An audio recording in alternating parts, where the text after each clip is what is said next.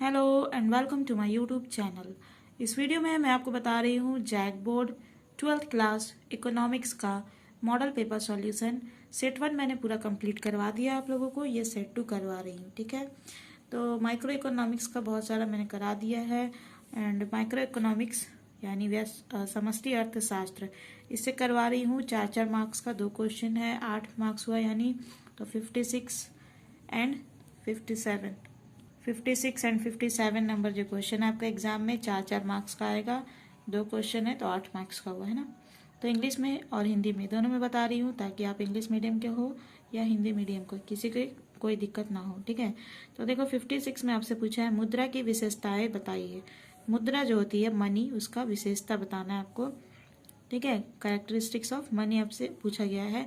तो मुद्रा की निम्नलिखित विशेषताएं होती है, ऐसे करके आप लोग लिखना। मुद्रा मूल्य के मापक का कार्य करती है ना। और मुद्रा में सामान्य स्वीकृति का गुण होता है। ठीक है, यानी मुद्रा जो है उसमें जनरल एक्सेप्टेंस का कैरेक्टर पाया जाता है। ठीक है, उसमें प्रॉपर्टी होता है जनरल एक्सेप्टेंस का, यानी किसी को भी हम लोग पैसा देते हैं वो लोग ले लेते हैं किसी भी काम के बदले में, है ना। पैसे से हम लोग कोई भी गुड्स एंड सर्विसेज का कंजम्पशन कर सकते हैं इजिली, है ना। और देखो थर्ड पॉइंट है मुद्रा की सहायता से मूल्य का हस्तांतरण संभव होता है, यानी जो वैल्यू है उसका हम लोग ट्रांसफर मुद्रा की सहायता से कर सकते हैं। ठीक है, एक दूसरे को लेन देन मुद्रा में मनी में कर सकते हैं। फोर्थ पॉइंट देखो क्या है, मुद्रा द्वारा राष्ट्रीय आय के वितरण में सहायता मिलती है।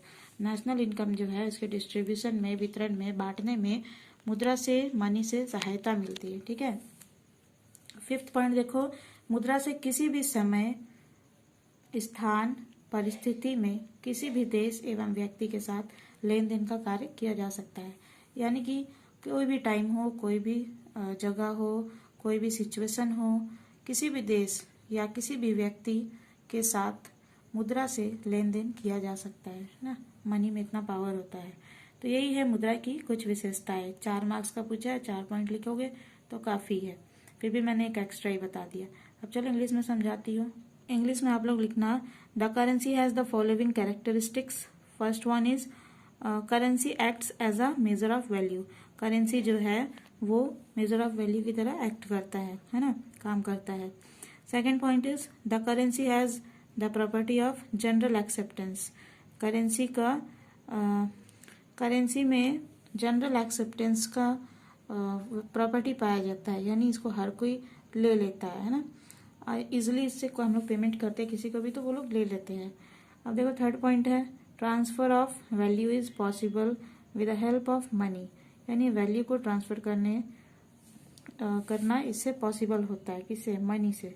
Fourth point is the currency helps in the distribution of national income.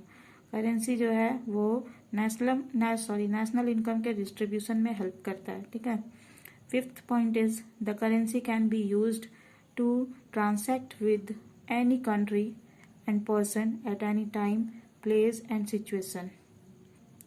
किसी भी टाइम में, प्लेस में या सिचुएशन में किसी भी पर्सन या कंट्री से मनी के थ्रू क्या कर सकते हैं, ट्रांजैक्शन कर सकते हैं। ठीक है, यानी लेन देन किया जा सकता है। समझ में आया? तो ये हो गया 56 नंबर। अब देखो 57 ने पूछा है अंतिम वस्तु एवं मध्यवर्ती वस्तु में क्या अंतर है।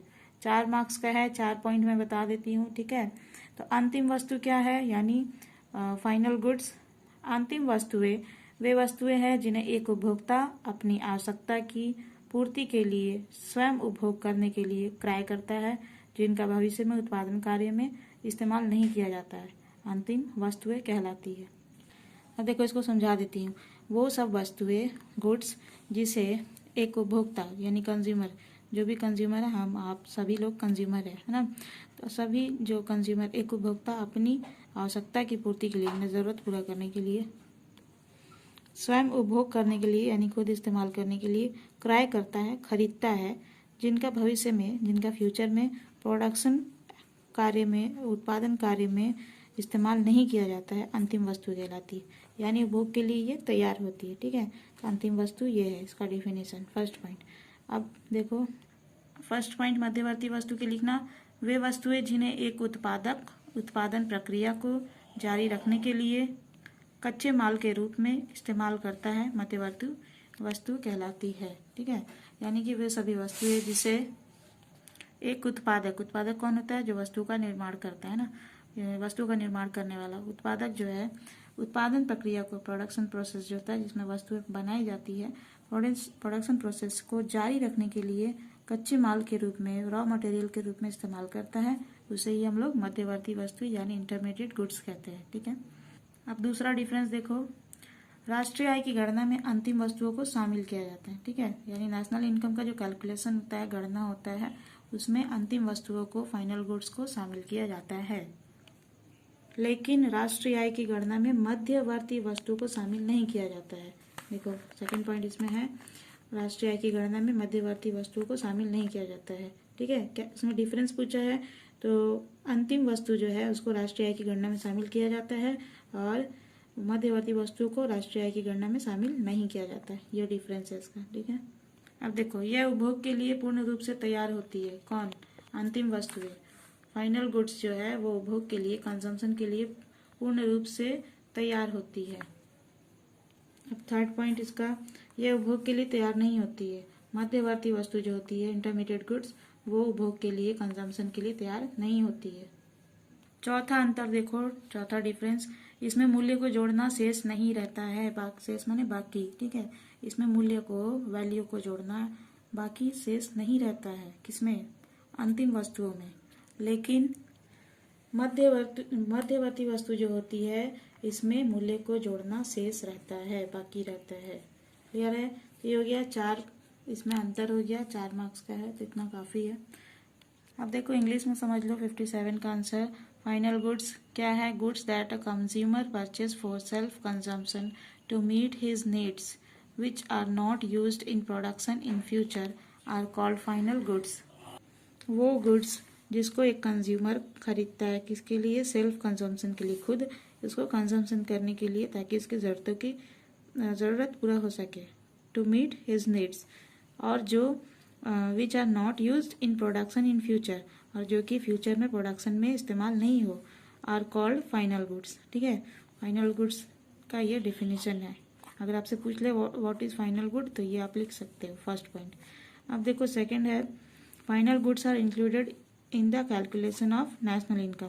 फाइनल गुड्स जो है उसको नेशनल इनकम के कैलकुलेशन में इंक्लूड किया जाता है, शामिल किया जाता है। थर्ड पॉइंट है, it is fully prepared for consumption. Final goods जो है वो फुली प्रिपेयर्ड होते हैं कंजम्पशन के लिए। ठीक है, और फोर्थ पॉइंट है, there is no remaining value added to it. इसमें वैल्यू एडेड को वैल्यू ऐड करना रिमेन नहीं रहता है। ठीक है, किसमें? फाइनल गुड्स में। अभी मैंने आपको फाइनल गुड्स के 4 पॉइंट बताए, 4 बातें बताई। अब इंटरमीडिएट गुड की 4 बातें बता रही है। देखो इससे कितना डिफरेंस है ये। फर्स्ट पॉइंट है इंटरमीडिएट गुड्स का डिफिनेशन या meaning, goods that a producer uses as a raw material to continue production process are called intermediate goods।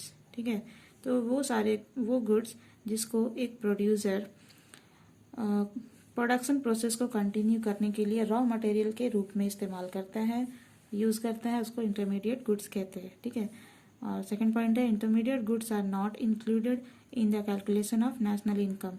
National income में इंटरमीडिएट गुड्स को इंक्लूड नहीं किया जाता, शामिल नहीं किया जाता है। ठीक है, third point is it is not ready for consumption. Intermediate good जो है वो कंजम्पशन के लिए रेडी नहीं होता है, लेकिन फाइनल गुड्स जो है अभी मैंने बताया वो कंजम्पशन के लिए पूरी तरह से रेडी होता है, फुली प्रिपेयर्ड होता है। And fourth point is it remains to add value. ठीक है, इसमें वैल्यू को जोड़ना रिमेनिंग होता है, माने शेष होता है, बाकी होता है। किसमें? इंटरमीडिएट गुड्स में। इंटरमीडिएट गुड्स में वैल्यू को ऐड करना बाकी होता है, रिमेनिंग होता है, लेकिन जो फाइनल गुड्स होते हैं उसमें वैल्यू ऐड करना रिमेनिंग नहीं होता है। ठीक है, तो गाइज ये हो गया आपका 56 और 57 नंबर कंप्लीट। तो अगर आपको ये वीडियो पसंद आया तो इसे लाइक करिएगा, मेरे चैनल को सब्सक्राइब कर लीजिएगा और इसे अपने स्टडी ग्रुप एंड क्लासमेट से शेयर जरूर करिएगा और कमेंट करके बताइएगा क्लियरली आपको समझ में आए कि नहीं। And thank you viewers for watching this video.